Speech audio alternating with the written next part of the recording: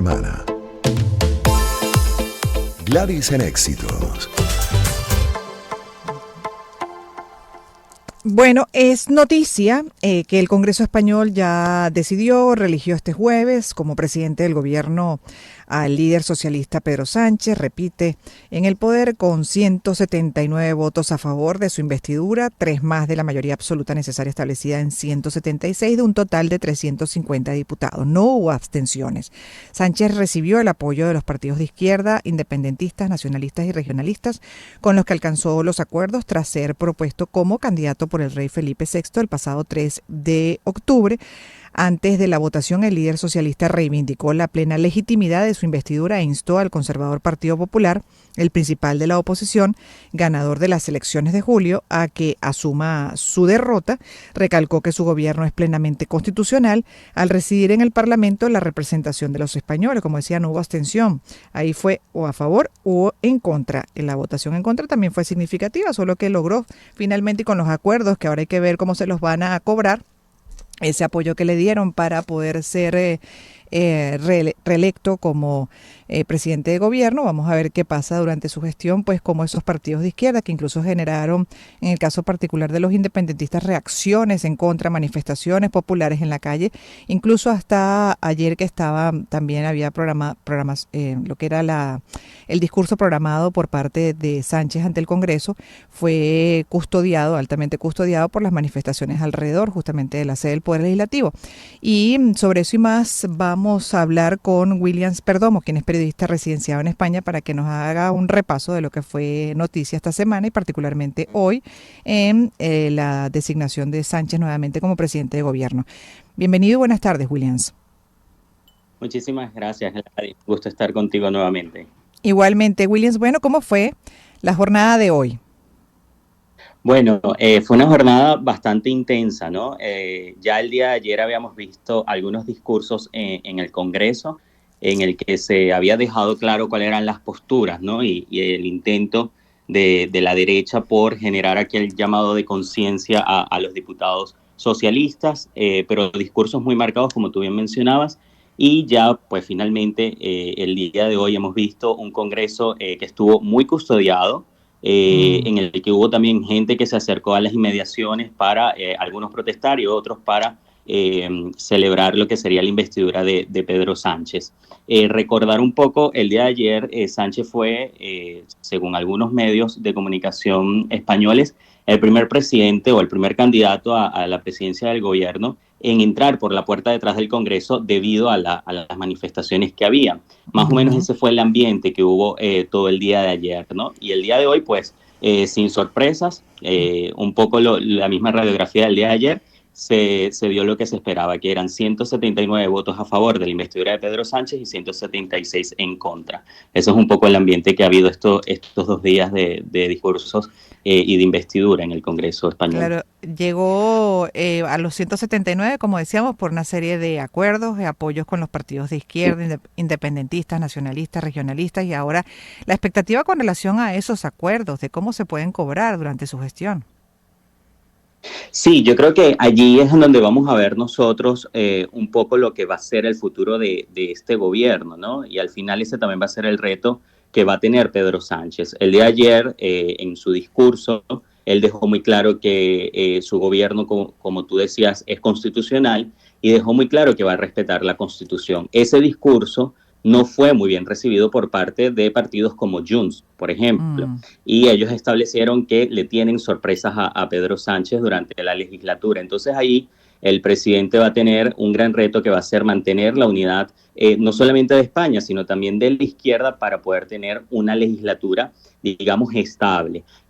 También, por ejemplo, el día de ayer vimos cómo Alberto Núñez Feijóo, que ahora es el líder de la oposición y presidente del Partido Popular, hizo justamente uso de esas divisiones que hay dentro de la izquierda para mencionar que, por ejemplo, un partido como Podemos, que tiene diputados en una coalición con otro partido que liderado por Yolanda Díaz, que es Sumar, queda fuera del gabinete, ¿no? Que hasta ahora, por ejemplo, Irene Montero ocupaba el Ministerio de Igualdad y que ahora probablemente lo más seguro es que quede fuera. Entonces, claro, Ayer vimos justamente que Núñez Feijóo hizo referencia a esto, generando un poco esa incomodidad entre los socialistas. Entonces, ese va a ser, creo yo, un poco el enfoque que va a tener esta legislatura, ¿no? No solamente lograr la unidad del país, que ahora mismo se ve en riesgo, sino también lograr la unidad de su gobierno.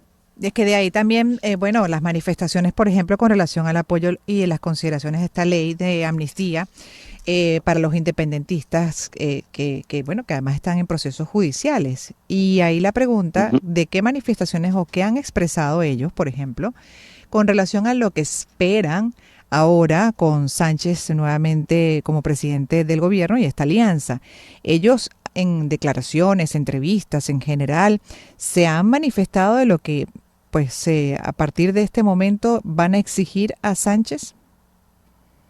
Sí, bueno, lo primero es obviamente la amnistía, ¿no? Creo que eso ha sido fundamental. También han hecho un guiño a pedir un referéndum, como lo Mm. intentaron en el año 2017, que eso justamente es lo que está generando más molestia dentro de la ciudadanía. Entonces, lo que hemos visto es justamente que tampoco hay un acuerdo tan claro, ¿no? Porque al final el acuerdo que ellos firmaron, que lo conocimos la semana pasada, deja muchos puntos un poco abiertos, ¿no? Lo único claro es esa amnistía que ahora Ujú. mismo también se va a enfrentar a un gran reto, porque no solamente tenía que haber este acuerdo, sino que ahora se tendrá que enfrentar al Congreso para que pueda ser aprobado y luego pasar una gran prueba que va a ser el Tribunal Constitucional, ¿no? Y también tiene que ser firmado por el rey, es decir, todavía queda mucho para llegar a lo que sería esta amnistía. La gran pregunta es qué va a pasar si en alguno de los tres poderes deciden que la amnistía no está dentro de la Constitución,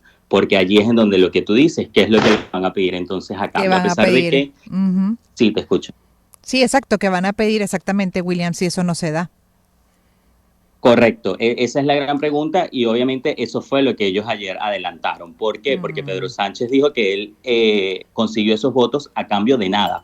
Y obviamente todos, incluyendo a los nacionalistas e independentistas, dijeron que eso era falso, que habían una serie de acuerdos que tenían que cumplir y que ellos van a hacer y van a velar porque esos acuerdos se cumplan. Lo cierto es que hasta el día de hoy lo único que conocemos y que está sobre la mesa es la amnistía. Entonces, Sánchez ahora tiene, digamos, dos frentes abiertos. Por un lado, va a tener a la oposición que está en las calles, porque el día Ujú. sábado hubo manifestaciones, por ejemplo, en Madrid, que llegaron hasta las 500.000 personas en las calles.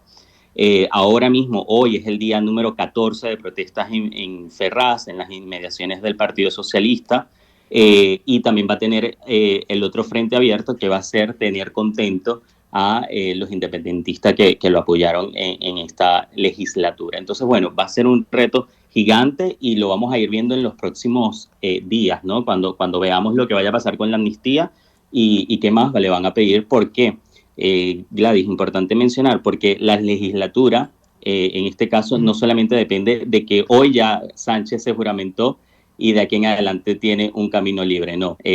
El mantener el gobierno va a ser un trabajo diario, ¿no? El mantener Ajá. esa estabilidad para, por ejemplo, no enfrentar una moción de censura dentro de 2 años. Así es. Gracias, Williams, por la información que has compartido con nosotros justamente desde España. Williams Perdomo es periodista residenciado allá, hablando de la reelección de Sánchez. Será ahora Felipe, el rey, Felipe VI, el que formalice el nombramiento de Sánchez como jefe del Ejecutivo, una vez que la presidenta del Congreso le comunique la decisión de la Cámara, que se estima para hoy mismo, tras 2 tensas sesiones de investidura, como está aquí haciendo recuento, entre otros medios de w.com, del cual leo la noticia, digamos, lo último que se conoce, las sesiones de investidura que fueron muy tensas, marcadas por la aprobación de la amnistía a los independentistas catalanes. Sánchez logró la reelección para su tercer mandato como presidente del gobierno español, donde deberá mantener un complejo, como bien explicaba nuestro invitado, equilibrio con todas las formaciones que le apoyaron para llegar a esa reelección. 3:45 minutos, música, en breve volveremos. Gladys en